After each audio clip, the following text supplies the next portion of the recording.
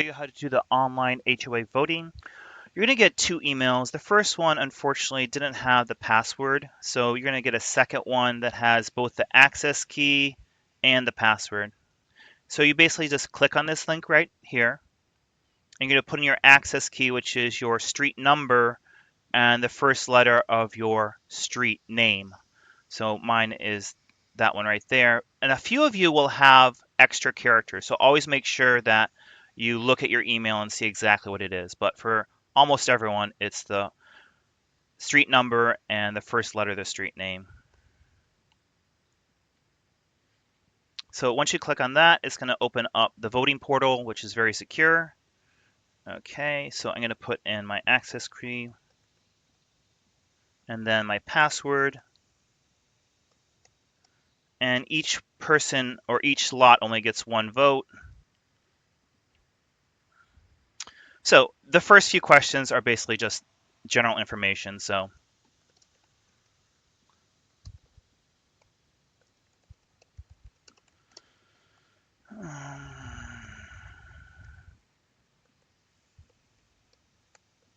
I'm just going to go ahead and fill this out.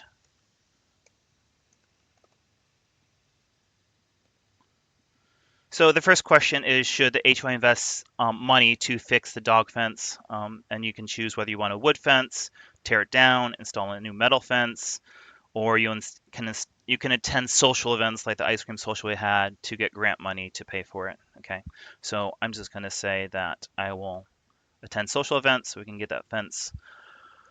The next one is, what kind of grant project do you think should be done? Okay, so there's a bunch of different ones here. I'm going to choose this one here, the pickleball. That's a $17,000 cost. The HOA would have to pitch in $7,000 since the city grants max out at $10,000. The next question here is a non-binding vote. It just lets the board know your opinion of whether you want $0 dues, $40, or $90 per year. It's really important that you look at this PDF file under options A, B, and C. It's the same file. And when you pull it up, it's going to show the three different budgets. And just so you're aware, most of everything in white is the same. The only thing that's different is the colored items right here. So the top green item is the basically how much it's going to cost. So you have $0 for the left-hand one, $40 for the middle one, and $90 for the right-hand side one. And then this line here, total revenue, is yellow. That's how much money the HOA takes in based on those levels of funding. The blue line is how much money would go to park improvements. And then the pink lines towards the bottom is the different social activity and neighbor in need funding. And the last, very important line, is the total expenses and the year-end deficit. So all these budgets are very similar. It's just a matter of how much money is collected every year and how much money we use up. The one on the left, zero dues, obviously we would be losing a little bit of money every year, but we have $90,000 funding right now, so it would still last several years. So the question is at the very, very bottom of that ballot. I'm highlighting in blue right now. You can choose which one you think is best for you. Okay, so I'm going to go back to here. I'm going to choose the $90 dues right here.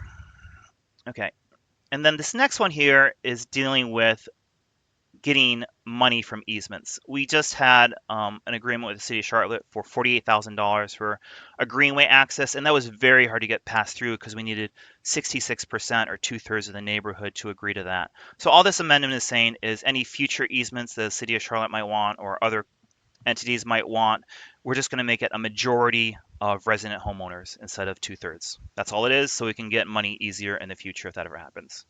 Okay. Item number 2 is dealing with foreclosures, and you have two choices. Keep it the way it is. The HOA board can foreclose for any past due amount, even $1, or allow foreclosures only of past due greater than $1,000 or more than 1 year late. Next one is, should the HOA require house and mailbox address numbers? Yes or no.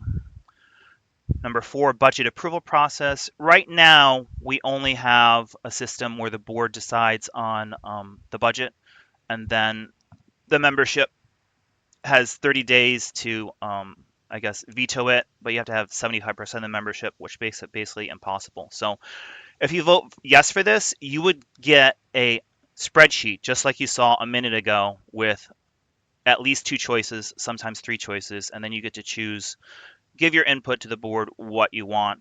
If you vote no, then it's going to keep the current situation where the board have control of the budget. And that might be beneficial because the board tends to know a little bit more about the inner workings and the financials of the HOA. But it's your choice, pick which one you want. Next one, should backline clotheslines be allowed if there's a privacy fence and it's not visible from the road? Next one is number 6, parking on grass prohibition. Basically, you can't park your car on grass.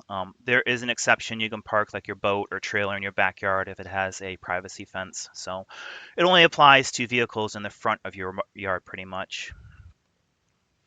The next was an insurance and inspection clarification due to the HOA not insuring the park from 1996 to 2021. This would clarify that the HOA needs to insure the park and the front entrance and also have fidelity insurance, which means if there's any embezzlement from a management company or other situation like that, that the HOA be covered under that situation. Right to garden is the next one. Number 9 is don't waste postage money on uncontested elections. That means if there's only, say, one person running for treasurer, the HOA doesn't have to spend a few $100s to mail out ballots because we already know there's only one person running and that person's going to win by default. So it's just a way for us to save money. The next one is due process for violation of fines. The policy over the last few years has been a $25 violation per occurrence or $25 per day, max fee of $300 per year. Should we have that codified into the CCNRs or not? Your choice.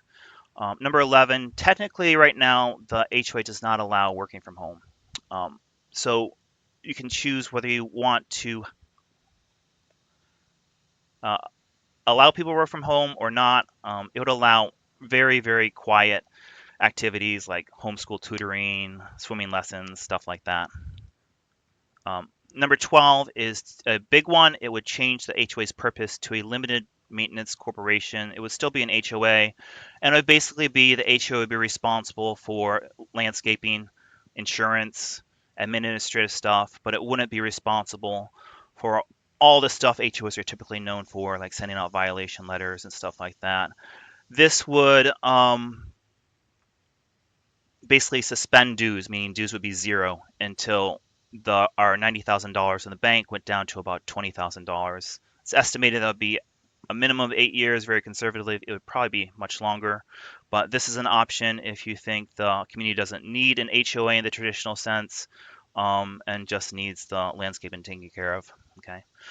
The next one is not really a change at all, but it's always confusing for people. What's the difference between officers and directors? Technically, you could have an officer that's a director that's the secretary, and they could quit the secretary job and say, I don't want to take meeting notes. I'm tired of that. It's a hassle, and they could still be allowed to vote. So it's confusing to people. So this just clarifies it and makes it the way the HOA has always been run, where the director and the officer are the same thing. If you're going to be a director, it just says you have to have responsibilities and put in some work. Okay. And then the last one is something that's also needs clarified is it prevents the board from vetoing member decisions. There's something called action by members in the current documents that says it requires 2/3 of members to approve something. But Robert's Rules of Order only require a majority, and there's certain decisions like budgets and CCNRs that have different qualifications. So this just says for any normal board meeting, majority rules. Democracy is good. So you have your choice whether you want to have the board be able to veto items if they don't get a 66%, or whether you want to have it where the majority gets their say if they have a majority over 50% vote for that. So you're going to hit continue here, but you're not done, okay? So you can review your answers and then hit submit. And that's it. You're done.